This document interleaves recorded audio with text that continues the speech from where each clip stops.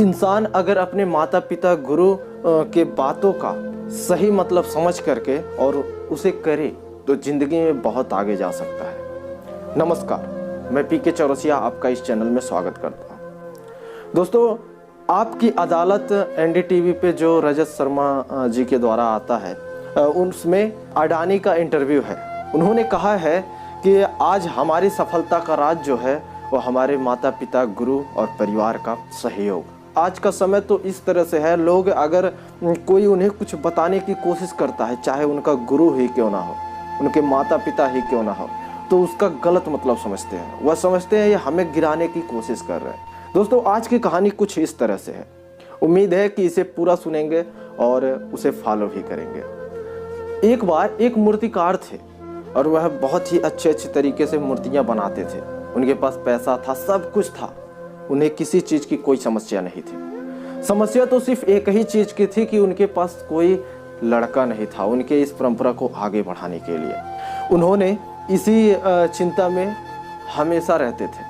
फिर एक दिन वह देखते हैं कि उनके घर के बाहर एक लड़का है जो भूखा था।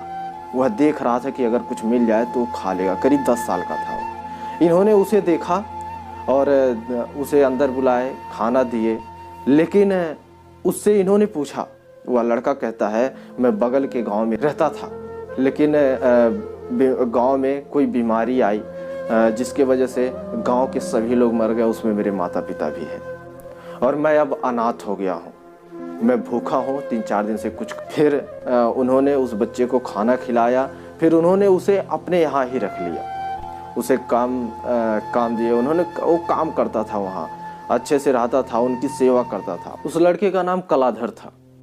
अब धीरे धीरे वह लड़का भी उन्हें देख करके सेम उन्हीं के जैसा काम किया करता था, उन्हीं के जैसा मूर्ति बनाने की कोशिश किया करता था। ऐसा ही चल रहा था।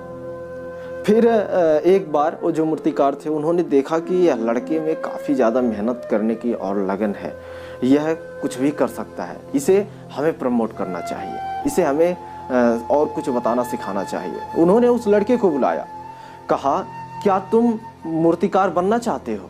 तो उस लड़के ने कहा, हाँ मैं बनूंगा, मैं काफ़ी मेहनत करूंगा, जो इसमें होगा मैं वह सब करूंगा। उन्होंने कहा ठीक है चलो। अब वह लड़का करने लगता है, धीरे धीरे खूब मेहनत करता है, सीख लेता है। फिर इसी तरह से चलता रहता है कि वह लड़का एक बार निपुण हो जाता है पूरे अच्छे तरीके से। फिर ऐसे ही चल रहा था। एक समय ऐसा आया कि जो मूर्तिकार थे उनका तबीयत खराब हो गई, वह बीमार हो गए। फिर अंतिम समय जब उनका चल रहा था तो उन्होंने कलाधर से एक बात कही, बेटा कलाधर, कला की कोई सीमा नहीं है, ना तो कोई पाबंद है, इसे जितना सीखते जाओ उतना ही बेहतर होता है। मेरी एक बात को हमेशा ध्यान रखना, अगर तुम्हारे काम में कोई तुम्हें कमियां नजर आए, कमी बताए, तो उसके बात का बुरा कभी भी मत मानना, ना तो उसका पलट के जवाब देना। उसे समझना कि एक्चुअल में कहाँ प्रॉब्लम है, उसके बाद उस पर काम करना। उसका जवाब देना ही नहीं है, ना तो उसे कुछ कहना है, और अपने जो कमी है उसे सुधारना और सीखते जाना, करते जाना है। इतना कह करके वह मूर्तिकार जो थे वो मर गए। फिर वह लड़का बहुत ही ज़्यादा दुखी हुआ, इतना रोया उनके मरने पर जितना वह अपने माता पिता के बातों पे नहीं रोया था। फिर इसी तरह से चलता रहा।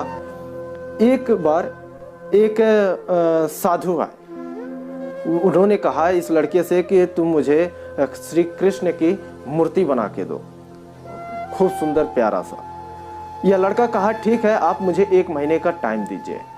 और 1 महीना ले करके वह सोचने लगे 1 महीना ये क्यों मांग रहा है, वो तो जल्दी बना सकता है। लेकिन उन्होंने कुछ सवाल नहीं किया। 1 महीना बाद जब वो आए तब उन्होंने कहा कि देखा कि वह मूर्ति देख करके वह एकदम हैरान सा रह गए कि इतना सुंदर, इतना अच्छा। उन्होंने कहा कि कीमत क्या लोगे? वह लड़का कहा कीमत नहीं, मुझे आशीर्वाद दीजिए। तो वह महात्मा कहते हैं ठीक है, मैं तुम्हें ऐसा आशीर्वाद देता हूँ कि तुम जिन्हें देख नहीं सकते उनकी भी आवाज़ सुन सकते हो, चाहे वो देवलोक के हो या कहीं के भी। उन्होंने आशीर्वाद दिया, वो चले गए।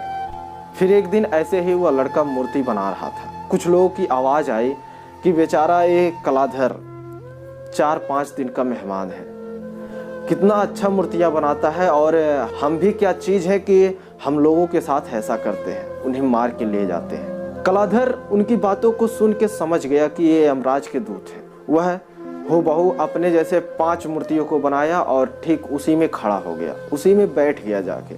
जब यमदूत आए वहाँ चेक किए तो वह खाली हाथ चले गए। यमराज कहे कि आज तक कोई खाली हाथ नहीं आया, लेकिन ये क्या हो गया? तो फिर उन्होंने कहा किसी भी तरह से लेके आना है उसे अगली बार जब आए तो यमदूत के दिमाग में एक युक्ति सूझी। उन्होंने कहा कलाधर भी कितना बेवकूफ़ है, इस मूर्ति का तो एक आंख ऊपर है, एक आंख नीचे है, इसका तो एक हाथ इधर है उधर है, क्या गड़बड़ी करता है, इसको सही तरीके से बनाने ही नहीं आता। बस वह उसी बात पे बोल दिया कि नहीं, कहाँ गड़बड़ी है, यही गुरु जी का कहा नहीं माना, यही गलत किया, उसे नहीं कहना चाहिए था। दोस्तों, इस कहानी से यही सीख मिलती है कि अगर आप चाहें तो ज़िंदगी में हर चीज़ हासिल कर सकते हैं, अगर गुरु माता पिता का आशीर्वाद रहा। वीडियो को लाइक, शेयर और चैनल को सब्सक्राइब जरूर करिए। मिलते हैं फिर किसी ऐसे वीडियो में। नमस्कार।